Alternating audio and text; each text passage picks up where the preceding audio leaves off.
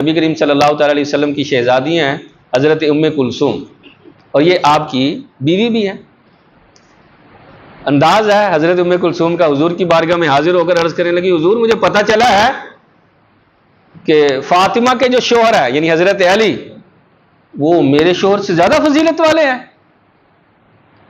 نبی کریم صلی اللہ تعالیٰ علیہ وسلم کچھ دیر خاموش رہے، فرمایا ام کلثوم تمہارا شوہر ایسا ہے جو اللہ رسول سے محبت کرتا ہے، اور اللہ رسول بھی تمہارے شوہر سے محبت کرتے ہیں۔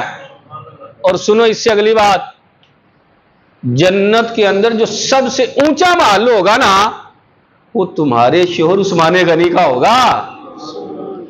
اور پھر اس کے علاوہ دوسری روایت میں فرمایا ہر نبی کے لیے جنت میں اس کا ایک پڑوسی ہوگا۔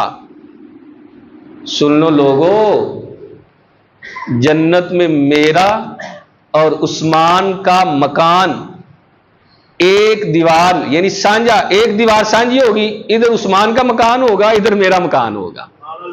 دیگر صحابہ کے بارے میں بھی ہے، حضرت علی کے بارے میں بھی ہے یہی روایت اسی طرح۔ لیکن دیکھیں کہ حضور محبت کتنی فرماتے ہیں، اور سیدنا عثمان غنی نبی کریم صلی اللہ تعالیٰ علیہ وسلم سے بڑی محبت فرمایا کرتے ہیں۔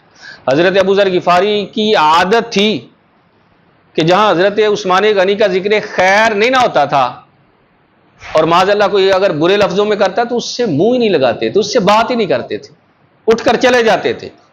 حالانکہ حضرت ابو ذر غفاری درویش صحابی ہے، جب رسول اللہ تنہا ہوتے تھے ان کی کوشش ہوتی تھی کہ میں سب سے پہلے حضور کی بارگاہ میں پہنچوں۔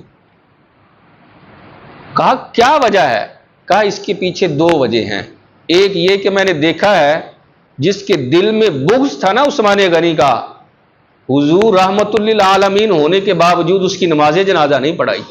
آج لوگ حضور سے بھی زیادہ سمجھدار ہو جاتے ہیں، کیا اور جی چھڈو جی بندہ مار گیا ان نماز جنازہ پڑھاؤ، اور جب حضور نے نماز جنازہ نہیں پڑھائی تو میں اور آپ کیسے پڑھ سکتے ہیں یار، جس کے دل میں ہی بغض صحابہ ہے۔ زیادہ سمجھدار بننے کی ضرورت نہیں ہے، دین کو سمجھنا ہے تو حضور کی اتباع میں سمجھنا ہے یار۔ اور دوسری بات آپ فرماتے ہیں ایک مرتبہ حضور تنہا بیٹھے تھے، میں حضور کی بارگاہ میں حاضر ہوا، حضور سے بھی بات چیت ہونے ہی لگی تھی، تو اتنے دیر میں سیدنا ابو بکر صدیق حاضر خدمت ہو گئے۔ حضور فرمانے لگے صدیق اکبر کیا چیز تجھے کھینچ کے لائی ہے یار؟ عرض کرنے لگے آپ کی محبت حضور، گھر میں بیٹھا تھا دل ہی نہیں لگ رہا تھا، تو میں حضور آپ کی بارگاہ میں حاضر ہو گیا۔ پھر اتنے میں فاروق اعظم آئے، حضور نے ان سے بھی پوچھا، انہوں نے بھی یہی عرض کی حضور آپ کی محبت چین نہیں لینے دے رہی تھی۔ میں نے کہا کیوں نہ حضور کی مجلس خیر میں چلا جاؤں۔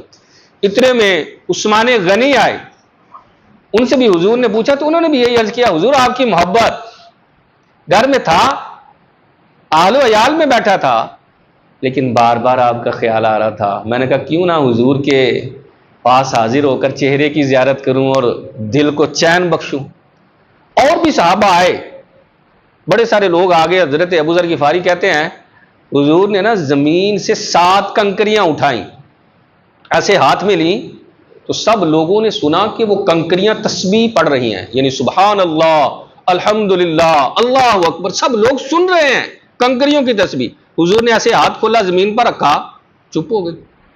حضور نے پھر پکڑا اور پھر وہ تسبیح پڑھنے لگی۔ حضور نے وہ کنکریاں سیدنا صدیق اکبر کو پکڑائی، سیدنا صدیق اکبر میں اپنے ہاتھ میں لیں، ایسے مٹھی بند کی تو یہاں بھی وہ تسبیحات پڑھ رہی ہیں۔ فرمایا یار یہ عمر کو دو۔ حضرت عمر نے اپنی مٹھی میں لی تو یہاں بھی تسبیح پڑھ رہی ہیں۔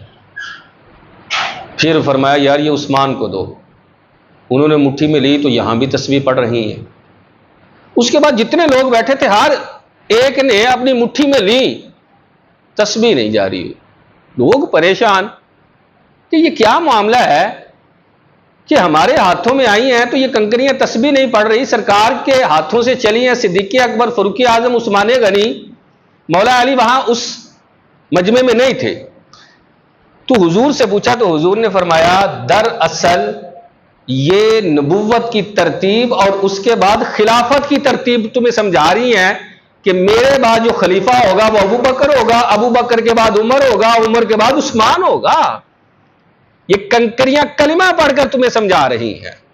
تسبیح کر کے تمہیں سمجھا رہی ہیں کہ یہ خلافت کی ترتیب ہے۔ مولا علی تو چونکہ وہاں تھے نہیں، خلفائے راشدین جو ہے وہ 4 ہیں، یعنی حضرت ابوبکر، حضرت عمر، حضرت عثمان اور حضرت علی۔ یہ ترتیب اہل سنت کے ہاں خلافت کی ترتیب اور افضلیت کی ہی یہ ترتیب ہے۔ تو حضرت عثمان غنی رضی اللہ تعالی عنہ کو اللہ تعالیٰ نے بڑی ساری فضیلتیں، دیکھیں جب باغی لوگ بلوائی آپ کو شہید کرنے لگے تو آپ فرمانے لگے سنو لوگو، میں وہ ہوں جس نے 4تھے نمبر پر اسلام قبول کیا ہے، میرے نکاح میں نبی کی 2 شہزادیاں ہیں، میں نے کبھی بھی گانا نہیں سنا، میں نے کبھی بھی برائی نہیں طلب کی، میں نے کبھی بھی زنا نہیں کیا، میں وہ ہوں جس نے رسول اللہ سے قرآن حفظ کیا ہے، میں وہ ہوں جس نے امت کو ایک قراءت پر جمع کیا ہے۔ اللہ نے مجھے بڑی ساری خصوصیت سے نوازا ہے، لہذا ڈر جاؤ، میرے خون سے اپنے ہاتھوں کو رنگین نہ کرو۔ لیکن بلوائی خارجی باغی لوگ حضرت عثمان غنی کو معاذ اللہ انہوں نے شہید کیا، اور 18 ذوالحجۃ الحرام آپ کا عرس مبارک ہے۔ ہمیں چاہیے کہ اپنی آنے والی نسلوں کو صحابہ کی محبت گول کر پلائیں، اہل بیت کی محبت کے جام پلائیں۔ یاد رکھیں یہ عقیدے کی بات ہے، اگر عقیدہ درست نہ ہوا عمل کسی کام کا نہیں ہے۔